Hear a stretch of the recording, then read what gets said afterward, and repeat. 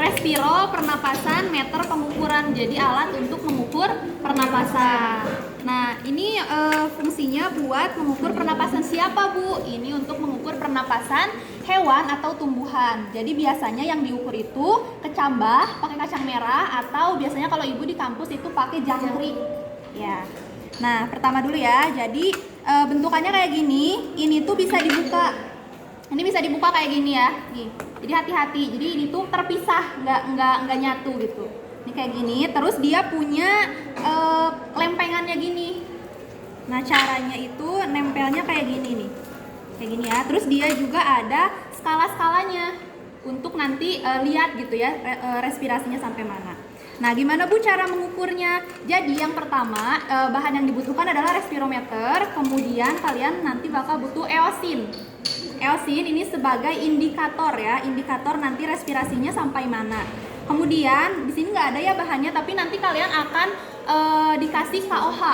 KOH itu bentuknya kayak gula batu, tahu kristal gula batu? Nah, bentukannya kayak gitu. Ada juga yang dibikin bubuk. Nanti KOH-nya itu dimasukkan ke dalam kapas atau tisu.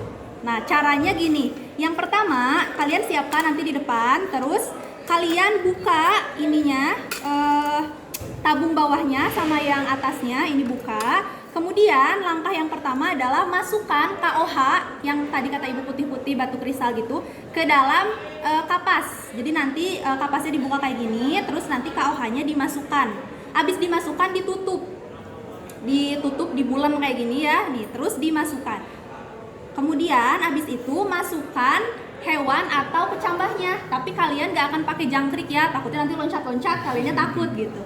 Jadi nanti pakai kecambah kacang merah. Nanti setelah KOH-nya di sini, kemudian kacang merahnya dimasukkan. Nah, setelah itu baru sebelum ditutup kalian akan pakai ini. Ada yang tahu ini apa? Ini yang buat bibir, Vaseline.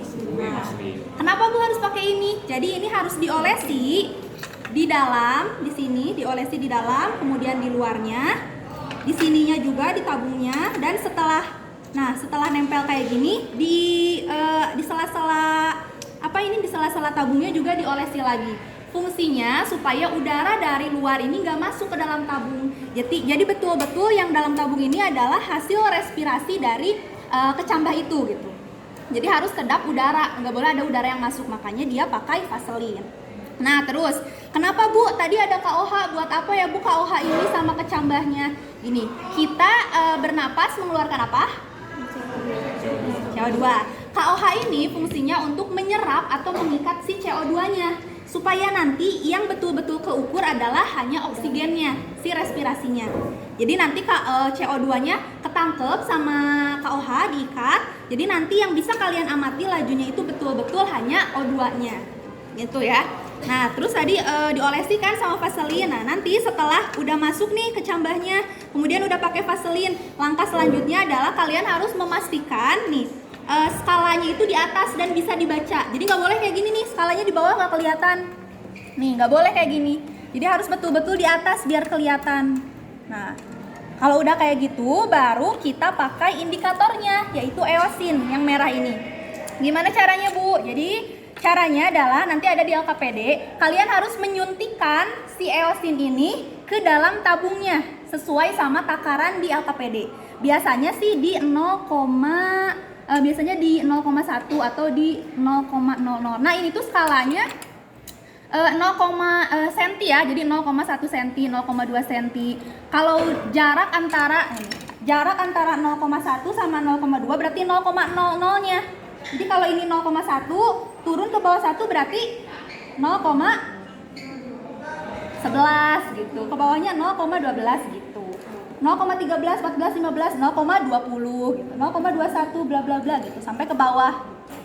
Nah, caranya kayak gini. Ini kalau udah nanti ditaruh kecambahnya di sini sama KOH, gak boleh sama sekali di kayak giniin, gak boleh. Jadi harus nyimpennya kayak gini. Harus nyimpennya rata di meja, gak boleh diberdirikan gitu. Dan cara nyuntiknya, kalian ambil eosinnya, terus suntikannya diambil gitu ya, si eosinnya, dan kalian suntikan sesuai takarannya. Biasanya nanti di LKPD ada disuruh harus sampai berapa gitu ya. Biasanya sih 0,1. Nah, cara nyuntikinnya adalah dari pinggir. Ini kalau biasanya ini kan kayak gini ya. Nih kalian bisa di kayak giniin. Pokoknya nggak boleh diberdirikan, tapi kalau dimiringin kayak gini boleh buat nyuntikin eosinnya. Nah terus jaga-jaga biar nggak luber. Ini kalian harus sedia tisu. Jadi ini karena tak kapasnya tebel, tisu di bawahnya karena itu bisa luber-luber gitu. Jadi kalian harus nyiapin. Nah cara nyuntiknya kayak gini. Ada ini bolongnya. Aduh gemeter takut ini. Soalnya kadang ibu juga kalau misalnya nyuntiknya nggak bener, itu tuh bisa nggak bener indikatornya dan harus ngulang sih nyuntikinnya, harus dicuci dulu, jadi harus bener-bener gitu. Cara nyuntiknya ini tuh ada bolongnya di belakangnya, ada bolongannya, bisa dilihat ya, ada bolongannya ya. Nih ada bolongannya buat nanti nyuntikin. Oh iya. Ya. Nah untuk nyuntikinnya ini kayak gini. Ini bisa kalian miringin atau kaliannya ke pinggir nanti duduk. Ada kursi nggak ya bu? Ya. Caranya adalah kalian suntikin kayak gini. Ini masukin dulu jarumnya, masukin hati-hati. Nah udah kayak gini, jangan asa-asa, tahu bahasa Sunda mah? Asa-asa. Nggak apa-apa kalau lebih juga, langsung suntikin.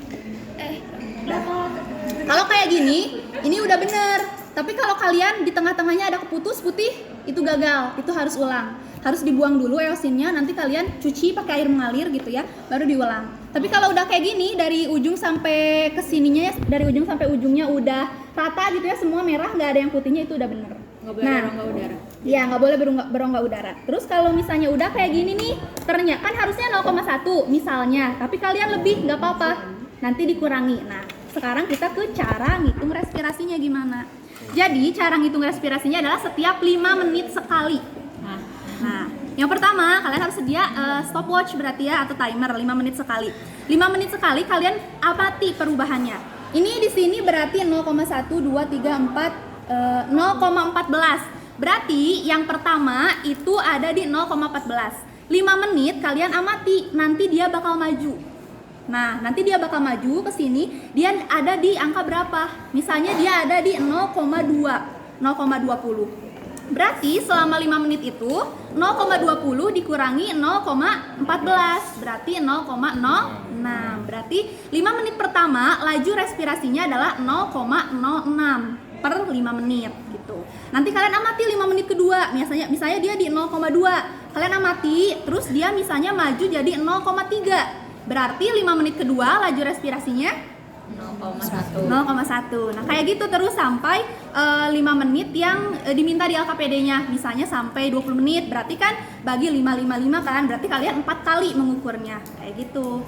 Udah sih selesai kalau untuk respiro. Nanti kalian dapat datanya per 5 menit berapa gitu. Itu sebetulnya bisa dibagi tapi nanti ngikut aja LKPD-nya. Jadi caranya adalah yang pertama harus dipastikan ini cairan eosinnya nggak boleh ada rongga udara, nggak boleh sampai keputus di tengah gitu ya, putih gitu, nggak boleh itu. Kalau misalnya gagal gimana caranya? Kalau misalnya gagal, kalian bisa pisahin, misalnya nyuntiknya nggak bener, terus kalian itu ada kan air, nah nanti kalian giniin, terus pakai air mengalir gitu ya, sampai nanti bersih. Makanya harus sedia tisu, tiap orang bawa ya, tiap orang bawa tisu gitu. Nanti habis itu boleh kalian ulangi lagi, tapi tetap ya nggak boleh diberdirikan. Jadi nanti ketika dia udah kayak gini suntikin lagi. Dan tadi ingat kuncinya, nyuntiknya jangan asa-asa ragu-ragu, nanti udaranya masuk gitu. Karena walaupun ini kecil lubangnya, tapi masih tetap kecilan kecilan suntikannya. Jadi bisa aja udara masuk, makanya harus langsung gitu. Set, gitu, langsung. Aku mau nanya,